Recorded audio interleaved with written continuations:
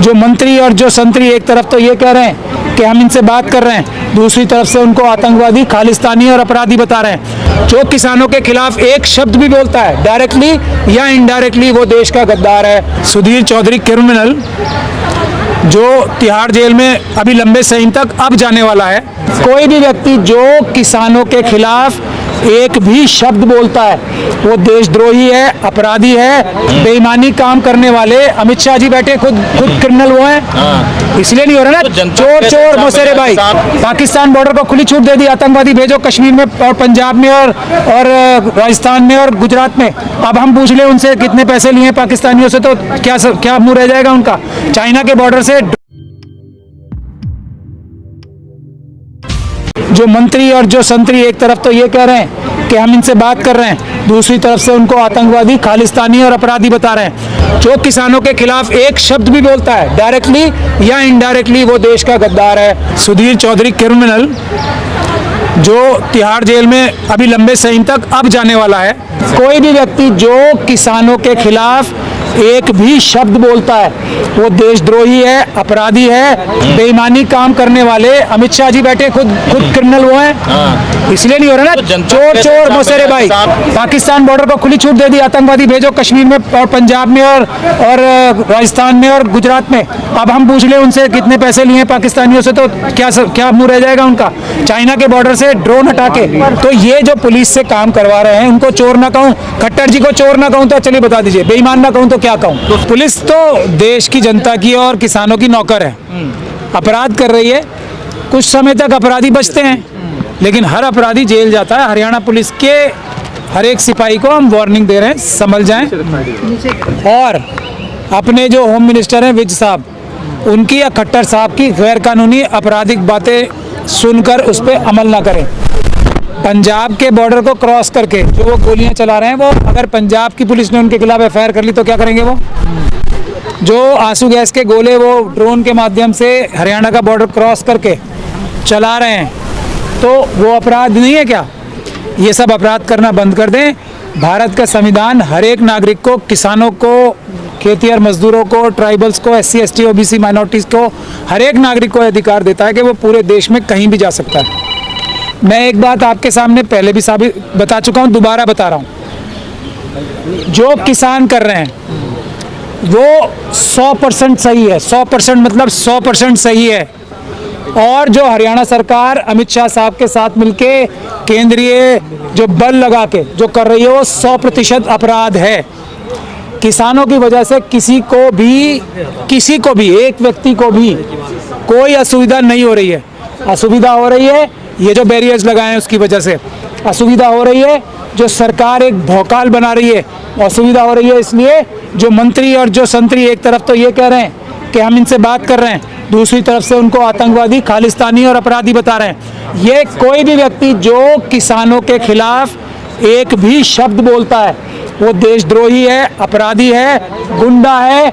अब किसानों को, अभी स्वामीनाथन जी की बेटी ने कहा है ना, वो अन्नदाता है। जिस स्वामीनाथन जी को इन्होंने भारत रत्न दिया है, उनकी बेटी अपने एक पुरस्कार जो उनका स्वीकार करने का समारोह था, उसमें बोल रही है किसान हमारे अन्नदाता हैं। अन्नदाताओं को आतंकवादी, टेररिस्ट, खालिस्तानी बताने वाले खुद आतंकवादी हैं, खुद देशद्रोही हैं। इस बात को आप बिल्कुल साफ रख लें। बहुत सारे फ्रॉड, बहुत सारे जो क्रिमिनल जर्नलिस्ट हैं और बहुत सारे जो छदम इंटेलेक्चुअल्स हैं, वो ये बता रहे हैं कि देश की जनता के पास इतना पैसा कहाँ से आएगा, बजट में इतना पैसा कैसे अलॉट होगा, ये 10-15 लाख करोड़ रुपए जो खर्च होने हैं किसानों के ऊपर, वो कहाँ से आएंगे। मैं उसका सीधा सा जवाब दे रहा हूँ। 25 लाख करोड़ से ज़्यादा, 25 लाख करोड़ से ज़्यादा इस मोदी सरकार ने अडानी, अंबानी और दूसरे अपने क्रिमिनल आतंकवादी जो बिजनेसमैन बनते हैं अपने आप को, उनको बैंकों से माफ़ किया है। किसानों का लोन माफ़ करने में इनको कौन सी परेशानी हो रही है। पैसा हम लोगों का है, पैसा हम लोगों का है, देश के नागरिकों का। हम कह रहे हैं दो, किसान देश के नागरिक हैं। वो उनके पास से जो कम पैसे जाते हैं क्या सरकार के पास, हमारा पैसा है देश के नागरिकों का, हम देश के मालिक हैं। हम कह रहे हैं कि किसानों की सब मांगे ठीक हैं, हमारा पैसा है, उन्हें दो। अडानी अंबानी से लेकर दो। 150 लाख करोड़ रुपए जो मोदी जी ने IMF से लिया है लोन, उसमें से दो। सबसे पहला हक उनका है। ये 25 लाख करोड़ तो सिर्फ नजर आने वाला जो कर्ज है माफ किया है। जो ये 150 लाख करोड़ रुपए जो आए हैं पिछले 10 सालों में, 7-8 सालों में, वो कहाँ है? उसमें से दो। और जो ये ब्लैक मनी है जो अडानी अंबानी के पास है और इनके सब बीजेपी के कार्यकर्ताओं के पास है, जो सैकड़ों लाख करोड़ है, उसमें से दो। किसानों को देने से पहले कोई सवाल नहीं पूछेगा। जो सवाल पूछेगा वो बेईमान है। हमारा पैसा है, ब्लैक मनी रिकवर करो। 15-15 लाख रुपए जो हमको देने थे ना मोदी जी, हमको चलो 14-14 लाख दे देना। पर सर सवाल ये है 1-1 लाख इनको दो, किसानों को सबको। आपके समय ही क्यों किसानों को आंदोलन याद आता है? सबसे अच्छा टाइम यही होता है ना। उनके नौकरी तो हैं प्रधानमंत्री जी, अभी नौकरी मांगने दोबारा आने वाले हैं। कोई गलत बात नहीं है, बिल्कुल सही कर रहे हैं किसान।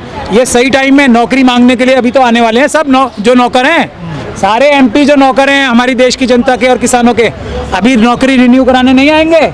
नौकर के कान कम उमेटे जाते हैं जब वो तनख्वाह मांगने आता है या ये कहने आता है मुझे नौकरी दोबारा दे दो। बेईमान नौकर को कब कान उमेटे जाएंगे उसके? जब वो दोबारा, भाई अब हम कहेंगे ना तुम तो चोर हो, तुमने पहले चोरी की, अब नौकरी नहीं देंगे तुम्हें। सबसे अच्छा टाइम यही है। पर संयुक्त मोर्चा साथ नहीं है ना उनके सर, देख रहे हैं जो किसानों के साथ नहीं है, संयुक्त मोर्चा किसान, मैं क्या कह रहा हूँ, जो किसानों के साथ नहीं है वो देश का गद्दार है। जो किसानों के खिलाफ एक शब्द भी बोलता है डायरेक्टली या इनडायरेक्टली, वो देश का गद्दार है। आज जो ये फैसला आया इलेक्टोरल बॉन्ड्स का, ये साबित कर दिया ना सुप्रीम कोर्ट के 5 जजों ने कि संविधान को तोड़कर, संविधान के खिलाफ जाके ये इलेक्टोरल बॉन्ड्स का ऑर्डर आरएसएस और बीजेपी के लोग लाए थे। वैसे ही संविधान और कानून को तोड़कर एमएसपी नहीं दी जा रही। इनसे सर कुछ होता थोड़ा ही है। सुप्रीम कोर्ट ने तो अभी पीछे कहा कि लोकतंत्र की हत्या हो रही है, कुछ हुआ क्या सर? देखिए बिल्कुल क्यों नहीं हुआ। हुआ अभी सुप्रीम कोर्ट ने जब अपने हाथ खड़े किए ना ऊपर 2018 में, जनता ने कहा तब भी थोड़ा टाइम और देख लेते हैं। जनता कुछ देर और ज्यादा, जो बड़े लोग होते हैं ना वो थोड़ा देर से जागते हैं। अब जनता जाग गई है। अब देखिए सुप्रीम कोर्ट ने कितना अच्छा जजमेंट दिया है। अब इम्प्लीमेंट कोई सुप्रीम कोर्ट थोड़ी कराएगी, हम कराएंगे। देश की जनता। सुधीर चौधरी बेईमान। हाँ बोलिए। सुधीर चौधरी ये कह रहे हैं कि किसानों की मांग मान ली जाती है, सुधीर चौधरी बेईमान, देश में महंगाई बढ़ जाएगी। सुधीर चौधरी बेईमान, सुधीर चौधरी क्रिमिनल, सुधीर चौधरी क्रिमिनल जो तिहाड़ जेल में अभी लंबे समय तक अब जाने वाला है। क्या बोल रहा है बताइए। वो कह रहे हैं कि अगर किसानों की मांग को मान लिया गया तो देश में महंगाई 30% से ज्यादा बढ़ जाएगी। सुधीर चौधरी का अगर वो 150 करोड़ रुपए वो नवीन जिंदल से उगाने में कामयाब हो जाता तो क्या देश की जो वो है क्या कम हो जाती? महंगाई कम हो जाती। ये जो 25 लाख करोड़ रुपए, जिसमें से उसके मालिक ने भी, जो अभी वो मालिक है ना उसका, वो पुराने वाले मालिक भी, जी वाले भी और आज वाले भी, उसमें से 25 लाख करोड़ में से इसमें जी वाले ने कितने माफ कराए? वही वापस कर दे तो महंगाई कम हो जाएगी।